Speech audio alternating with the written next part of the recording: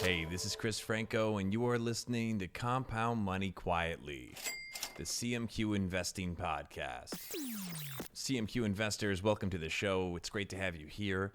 If you have not yet subscribed or followed the podcast on Apple Podcasts or Spotify, make sure you take a quick second and do that. That way you will be first to receive updates about these new episodes, and you'll be able to use this information before everyone else. With the exception of my calf implants, my hair plugs, and maybe my nose job, learning the history of investing has been one of the best investments that I've ever made. Recently, someone left a very angry series of comments on a post that I put up on Instagram through the Charlie Munger Quotes account. They said that Warren Buffett and Charlie Munger are dinosaurs who failed to adapt, who stopped learning, and who missed out on tech stocks like Netflix, Google, and Facebook. It's almost exactly what investors were saying in the year 2000. And that's where we'll go in this episode. We're going to go back to a time when people thought Warren Buffett was done. Now we've got the CMQ Time Machine. It's all revved up, ready to go. All systems are a go. 2, It's a blast from the past. 0. Welcome to Omaha. In January of 2000, you could buy one share of Berkshire Hathaway stock for $56,100. By March 10th, the price for one share was down to $41,300. And the very next month, on April 29th, Warren Buffett and Charlie Munger took the stage for the annual Berkshire Hathaway Shareholders meeting. In Alice Schroeder's biography of Warren Buffett, The Snowball, she describes this meeting as humiliating for Warren Buffett. I'll read you some portions of that book. It'll give you a better sense of how Warren Buffett was perceived by the general public at this time. When describing how Berkshire was trading for just over $41,000 per share, Schroeder notes that the legendary Buffett premium, that is, the high price that the stock supposedly traded at just because of Buffett, well, that was gone. The NASDAQ index had just reached 5,000, and since January 1999, it had doubled. One money manager said that investors like Buffett were, quote, made obsolete in 1999 by mavericks who say the old laws of investing have been repealed and backed up their theories with eye-popping numbers.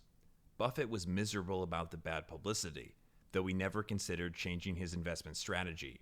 Owners of Berkshire apparently would have been better off investing in an index of the market over the past 5 years, the most prolonged drought in Berkshire's history. Buffett understood the basics of computers perfectly well, but he would not consider buying a technology stock at just any price. When it comes to Microsoft and Intel, he said, I don't know what that world will look like 10 years from now, and I don't want to play in a game where the other guy has an advantage. I'm skipping forward just a little bit, but someone in the media referred to Buffett as formerly the world's greatest investor. Schroeder continues, never in Buffett's career had resolution and clear thinking been put to the kind of test that he had endured for the past 3 years. Every indication in the market said that he was wrong. He had only his inner conviction to steer him straight, and this was the needy man who was so sensitive to public criticism that he ran from anything that would expose him to it, who had sculpted his life around managing his reputation, and who fought like a tiger against anything that could sully it. Yet, even under siege to his reputation, this time, Buffett never fought back. He neither wrote editorials, nor dueled in the press, nor gave television interviews to defend himself. He and Munger carried on their regular dialogue with Berkshire shareholders, saying that while the market was overvalued, they could not predict how long it would last. Finally, not for the record, but as a warning and a way of teaching, Buffett explained his views once and for all and predicted that the market would fall far short of investors' hopes for 2 decades in a tour de force of a speech at Sun Valley. We discussed this speech in the episode titled Warren Buffett's Warning to Investors in 1999. Highly recommend listening to that if you haven't yet. You will not be disappointed. On March 11th, 2000, Berkshire Hathaway issued its annual report, and Buffett graded himself a D for failing to invest Berkshire's capital. He did not say, however, that he considered avoiding technology stocks to have been a mistake. Okay, now let's go to April 29th. The year again is 2000, and it is the day of the Berkshire Hathaway annual shareholders meeting in Omaha. By 4 o'clock in the morning on Saturday, several hundred restless people wearing laminated meeting credentials on lanyards around their necks lined up outside the Civic Auditorium, waiting for the doors to open. 3 hours later, People stampeded past the guards who checked their credentials to claim the prime seats on the floor. By 8 o'clock, it became clear that they needn't have bothered to show up before dawn. Half the seats in the house were empty. 30 minutes later, the auditorium held 9,000 people. Attendance was down 40% from the 15,000 who had come the year before. It's like a funeral in here. Around 9:30, Buffett and Munger walked onto the stage and looked out over the shrunken crowd of the faithful. After a 5-minute business meeting, the question and answer session opened as usual, with shareholders lined up at microphones positioned around the auditorium, lobbing questions. Somebody asked about technology stocks. "I don't want to speculate about high tech," Buffett said. "Anytime there have been real bursts of speculation, it eventually gets corrected." He compared the market to the phony riches of chain letters and Ponzi schemes. Quote, "Investors may feel richer, but they're not." Then he goes to Charlie Munger. "Charlie?" This is great, by the way. Munger opened his mouth. The audience perked up slightly. Munger often said, "Nothing to add." But whenever Buffett handed the microphone to him, the auditorium hummed with the subtlest sensation of danger.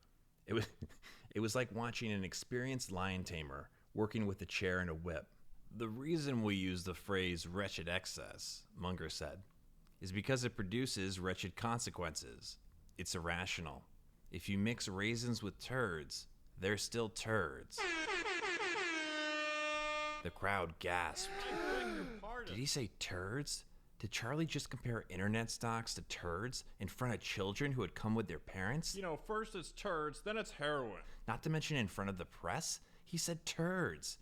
It took some time for the meeting to settle back into its normal rhythm. The questions droned on as Buffett and Munger listened, unwrapping dilly bars with much rustling. Shareholders began to voice complaints. They didn't like the stock price. One said she was going to look into correspondence schools since her Berkshire Hathaway stock would no longer pay for college. Gaylord Hanson of Santa Barbara, California, stood at the microphone to harangue that he had bought Berkshire near its highs in 1998 because of Buffett's track record and had come out okay, only because the money he'd lost had been made up by 4 technology stocks. He urged Buffett to invest at least 10% of Berkshire's assets in technology. Quote, "The only game in town. Isn't there enough left in your brain power to maybe pick a few?" End quote. It was worse than humiliating. Looking out into the audience, Buffett saw that, for the first time, some of them assumed he was letting them down. The effort of nearly 50 years rolled backward, undone. His own shareholders turned against him. His age suddenly signified not experience, but obsolescence. In the press, people now referred to him as an old man. And I should mention that he was 69 years old. Today he's 90. And the same criticism that Warren Buffett was hearing back in the late 90s and into the year 2000, those same things are being said about him today. I will likely have a follow-up to this episode because even just in the last hour, I've come across, I'm a very curious person, so, as I was thinking this was all wrapped up, I said, let me look this up, and I found something that I'm, really excited about that describes what happened after the Berkshire meeting. And I just have so many more thoughts to share about, what Berkshire Hathaway is, what Warren Buffett and Charlie Munger have built, and why I find learning more about them to be invaluable, not just as an investor, but as a person who's a business owner, an entrepreneur, and just a guy in his 30s. But let's conclude with what happened after this meeting, how things ended up, at least at the high level. And this again comes from Alice Schroeder's book, The Snowball. This quote begins at the start of chapter 55, and I quote, "The internet boom had boomeranged. The dot-coms were dying at the pace of one a day. The NASDAQ was trading at less than half the value of its peak. The old economy stocks were still swooning too. Buffett's reputation, however, began to revive. Berkshire dipped its soup ladle into a huge stock pot of capital for Buffett to buy private companies, bankrupt companies, under-the-radar companies, everything from Benbridge Jewelers to Benjamin Moore Paint. Even so, by the end of 2000, Berkshire still had billions of unused capital, a build in the basement, thatched to the rooftop, massive money that continued to pour out from the self-perpetuating cash-spinning machine." End quote. This has been Compound Money Quietly, the CMQ Investing podcast. My name is Chris Franco. Thank you for listening. We'll talk soon.